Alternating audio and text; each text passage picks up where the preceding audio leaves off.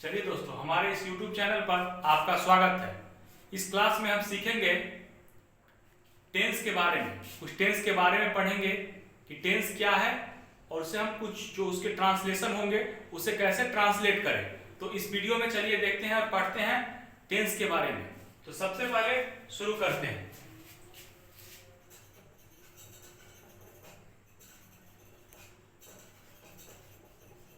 Tense tense का हिंदी होता है, इसे हम हिंदी में इसके बहुत सारे मीनिंग होते हैं, लेकिन सिंपल में समझने के लिए हम बोल सकते हैं काल।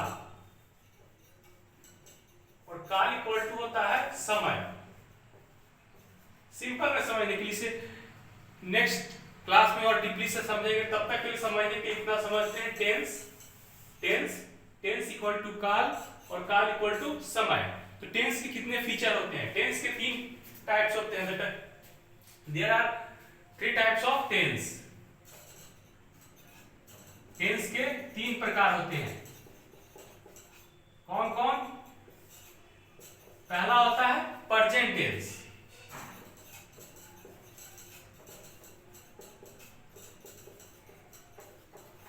दूसरा होता है पास्ट टेंस,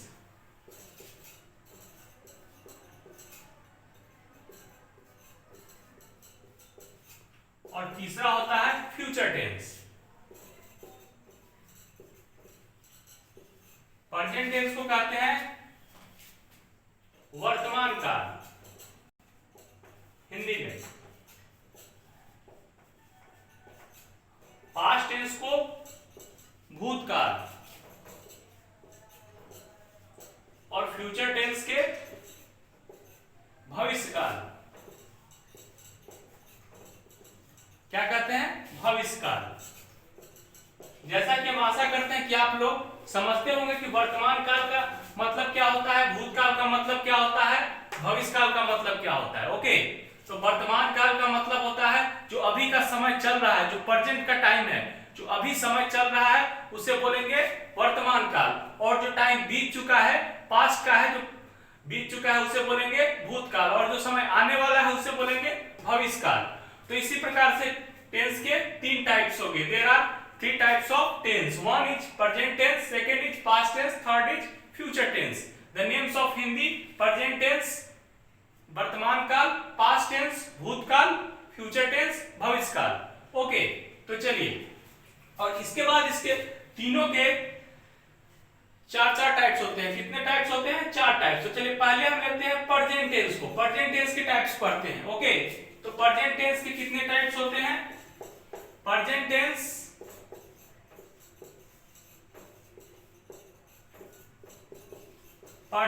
के 4 टाइप्स होते हैं। कितने टाइप्स होते हैं? 4 टाइप्स। कौन कौन? पहला होता है सिंपल प्रेजेंट। सिंपल प्रेजेंट, इसका दूसरा नाम भी होता है। दूसरा नाम क्या होता है? Present indefinite tense.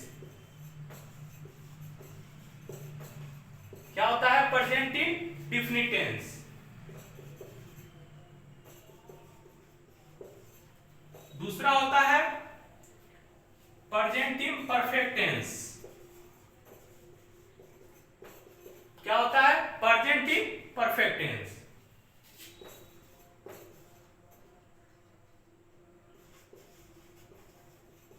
Perfect tense. और तीसरा होता है प्रेजेंट परफेक्ट टेंस।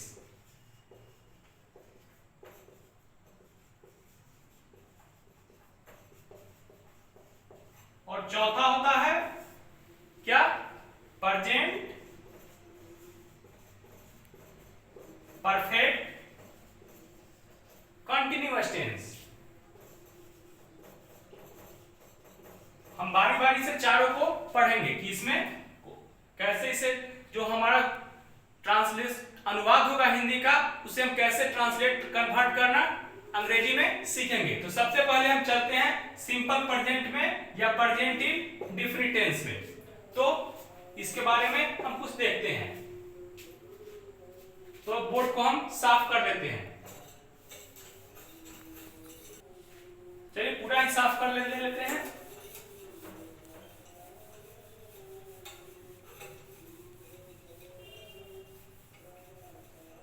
चलिए, सिंपल प्रेजेंट टेंस या प्रेजेंट इंडेफिनिट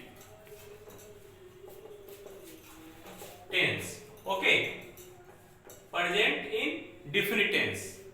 तो सबसे पहले कोई चीज को पहचानने का तरीका क्या है, इसे पहचानने का तरीका क्या है, तो इसको पहचानने का सिंपल तरीका बताया गया है। इसका पहचानने का तरीका क्या है, जिस हिंदी क्रिया के अंत में, जिस हिंदी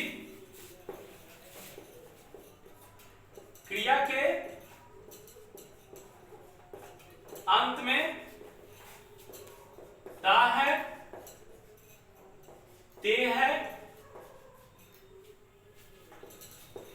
ती है, etc लगा रहे, तो उसे क्या बोलेंगे, उसे कहेंगे सिंपल प्रेजेंट टेंस। क्या बोलेंगे, सिंपल प्रेजेंट टेंस। यही हमारा इसका पहचानने का तरीका हो गया। जैसे एक उदाहरण लेते हैं, जिस हिंदी, वह खाता है, क्या लेंगे, वह खाता है, यह इसका एग्जाम्पल हो गया। वह पढ़ता है, वह गाता है, वह रोता है, मोहन बाजार जाता है, श्याम घर आता है। ये सब इसके कुछ एग्जाम्पल्स हो गए। तो ठीक है, अब इसका फॉर्मेट क्या है बनाने का, नियम क्या है ट्रांसलेट करने का, तो इसका फॉर्म है सब्जेक्ट, आप लोग सब्जेक्ट के बारे में पढ़े होइएगा, subject plus verb 1 plus object, subject plus verb 1 plus object, यही इसका फॉर्मेट हो गया। इसके अलावा एक और थर्ड पर्सन, इसमें एक विशेष रूल भी होता है, विशेष नियम क्या होता है वो भी समझ लेना जरूरी है बनाने से पहले। विशेष रूल, थर्ड पर्सन के सिंगुलर नंबर में, जैसे मान लीजिए कि वह जाता है, तो वह क्या हुआ, वह एक थर्ड पर्सन है, वह का इंग्लिश हो जाएगा ही जाता है, जाता का, जाना का अंग्रेजी होता है गो, ठीक है, तो ही गो, अगर हम ही गो बनाते हैं तो ये गलत हो जाएगा, ये क्या होगा, गलत हो जाएगा। इसका सही करने का मेथड क्या है, इसका सही करने का तरीका है ही गोज, यानी कि नियम क्या हो गया, थर्ड पर्सन के सिंगुलर नंबर में एस और ईएस का प्रयोग होता है। तो हम इसे लिख लेते हैं समझने के लिए, या आशा करते हैं कि आप लोग समझ के लिएगा। थर्ड पर्सन के सिंगुलर नंबर में एस या ईएस का प्रयोग होता है।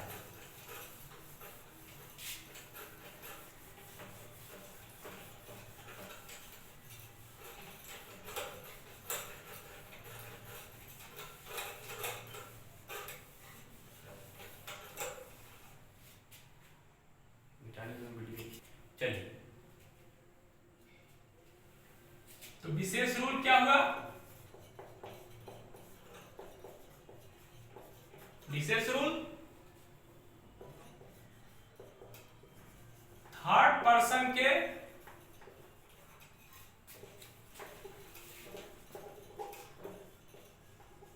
सिंगुलर नंबर में एस या ईएस का यूज या प्रयोग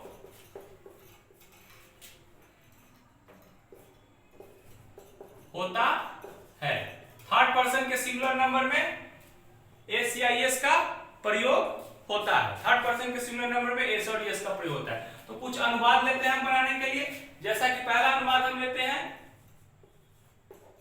वह जाता है, तो इसका ट्रांसलेशन क्या होगा, वह का हो जाएगा ही थर्ड पर्सन, और जाना का हो जाएगा गो, और था ये थर्ड पर्सन है इसलिए ईएस का प्रयोग, ही गोज हो जाएगा। जैसे एक मैं पढ़ता हूं, मैं पढ़ता हूं, इसका ट्रांसलेशन क्या होगा, मैं का हो जाएगा आई, और पढ़ता हूं रीड। कुछ बच्चे यहां पर रीड्स लिख देते हैं जो कि गलत है, रीड्स नहीं होगा, क्या होगा सही, आई रीड।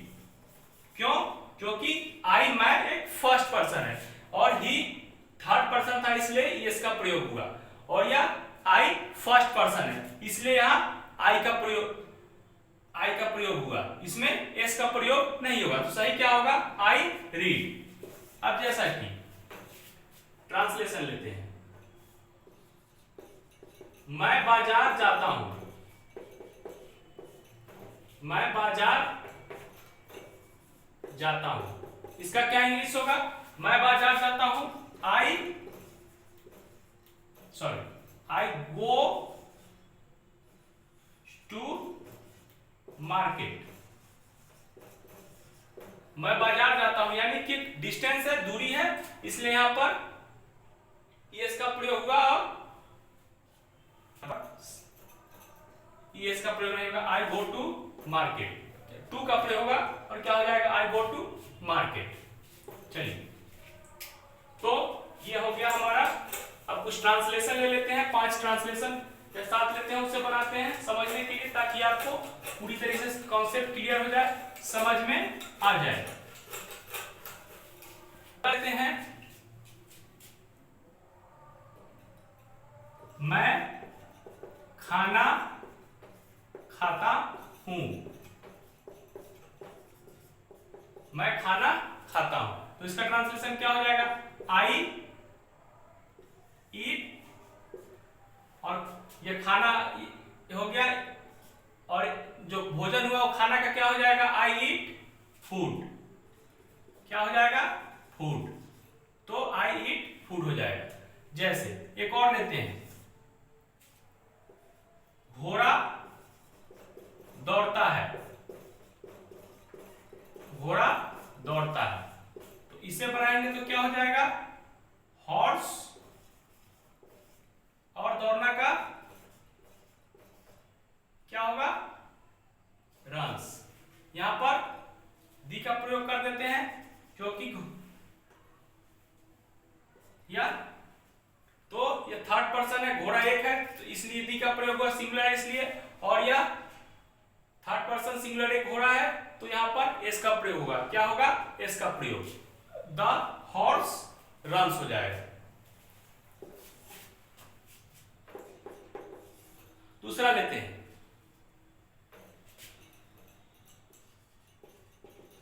मैं स्कूल जाता हूं, तो इसका क्या हो जाएगा, मैं स्कूल जाता हूं, देखिए आई गो टू, बाजार था तो मार्केट हो गया, स्कूल है तो क्या होगा, स्कूल हो जाएगा। इसी प्रकार से इसे सॉल्व करेंगे। कुछ और लेते हैं, सूरज पूरब में उगता है, सूरज पूरब में उगता है, तो क्या होगा, सूर्य, सूर्य एक है इसलिए दी का प्रयोग करेंगे, the sun rises in east. तो इसी प्रकार से इसे हम सॉल्व करेंगे। अंग्रेजी में जो आप स्पोकन करेंगे, अंग्रेजी जो बोलने, अंग्रेजी बोला जाता है, उसमें टेंस का बहुत बड़ा उपयोग होता है। कोई भी टेंस हो, प्रेजेंट टेंस हो, पास्ट टेंस हो या फ्यूचर टेंस हो, तीनों का बहुत इंपॉर्टेंस है। अभी तो हम इसमें जान रहे हैं सिर्फ और सिर्फ केवल सिंपल प्रेजेंट टेंस के बारे में, जो कि प्रेजेंट टेंस का ही एक फॉर्म है। ऐसे ऐसे 4 फॉर्म जो मैंने बताया, चारों को आपको रीड करना है। तो ये अंग्रेजी बोलने में इसका बहुत बड़ा यूज होता है, इसलिए इसे आप ठीक से पढ़िए और ठीक से आप इसे समझ जाइएगा। तो चलिए इसका निगेटिव कैसे बनता है उसे देखते हैं। जैसे इसे आपने देखा रहा हूं, समझाने के लिए आपको बता रहा हूं, जैसे समझ लीजिए मैं का हो जाता है आई, और पढ़ता हूं का क्या बताते हैं, आई नॉट रीड, जो कि पूरी तरीके से गलत है।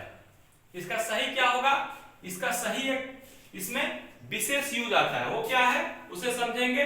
डू और डज का यूज होता है इसमें। क्या होता है, डू और डज का यूज। डू और डज का यहां पर यूज होता है। तो डू और डज का यूज कैसे करेंगे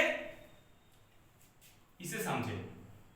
जैसे डू का उपयोग कहां होता है और डज का उपयोग कहां होता है।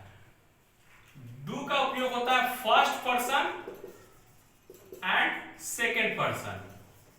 कहां होता है इसे, first person and second person. और डज का यूज कहां होता है, थर्ड पर्सन,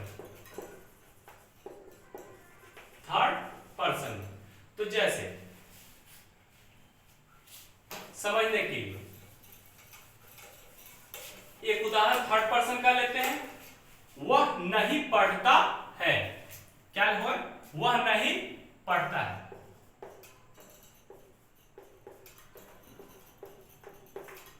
वह नहीं पढ़ता है। तो वह नहीं पढ़ता है का क्या हो जाएगा, वह का हो जाएगा ही, और यहां पर डज का प्रयोग करेंगे क्योंकि थर्ड पर्सन है, ही डज, और नहीं है तो नॉट।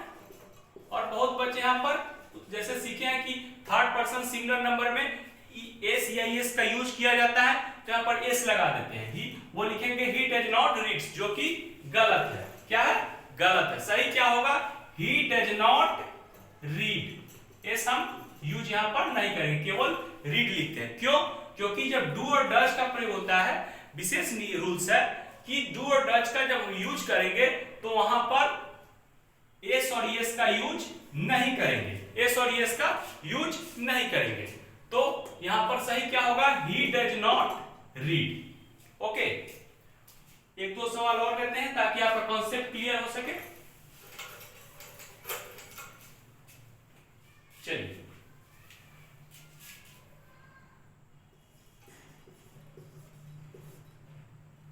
सूरज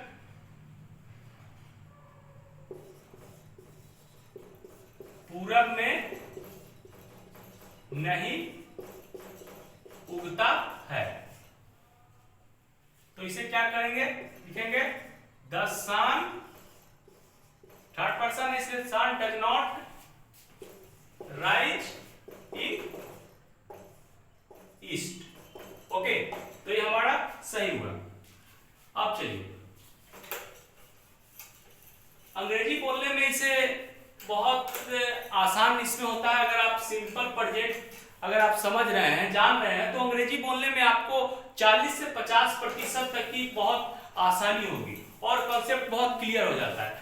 जैसे कोई बोलता है मैं आपसे सहमत हूं, तो इसका अंग्रेजी क्या होता है, आई एग्री विद यू। क्या होता है, मैं आपसे सहमत हूं। जैसे यहां पर लेते हैं समझने के लिए, मैं थोड़ा इसे लिख से हटकर बता रहा हूं समझने के लिए, फिर मैं उस पर आता हूं पॉइंट पर। मैं आपसे सहमत हूं,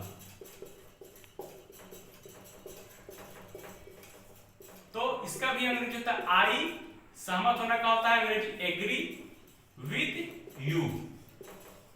ये भी सिंपल प्रेजेंट के तरीके से ही बनता है, लेकिन इसे बहुत लोग समझेंगे नहीं, कहेंगे कि यहां पर तो अलग तरह फॉर्मेट है, तो इसे नहीं समझ कॉन्सेप्ट करेंगे। लेकिन ये भी क्या होता है, फर्स्ट सिंपल प्रेजेंट का ही एक फॉर्म होता है।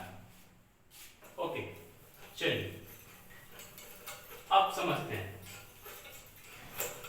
जैसे कि मान लीजिए कोई अंग्रेजी बोल रहा है, आपको अंग्रेजी बोलना है और कहना है कि मैं बाजार जाता हूं, ट्रांसलेट करना है। तो आप क्या ट्रांसलेट करेंगे, मैं बाजार जाता हूं का ट्रांसलेट हो जाएगा आई गो टू मार्केट। उसी प्रकार से कोई कहेगा कि आपको इसे निगेटिव में से कन्वर्ट कीजिए, तो आप क्या बोलेंगे, I do not go to market. और तो ये आपका दो फॉर्म हो गया। हम आपको सिखाएंगे नेक्स्ट कुछ वीडियो में कि इंग्लिश कैसे बोला जाता है, इस पर विशेष फोकस करेंगे ताकि आपको अंग्रेजी बोलने आ सके, आसानी से आप किसी से अंग्रेजी में टॉक कर सके। इस पर हम विशेष जोर देंगे, इसीलिए हम इसको बार बार इस कॉन्सेप्ट को उछाल रहे हैं। चलिए, तो ये आपका 2 फॉर्म हो गया।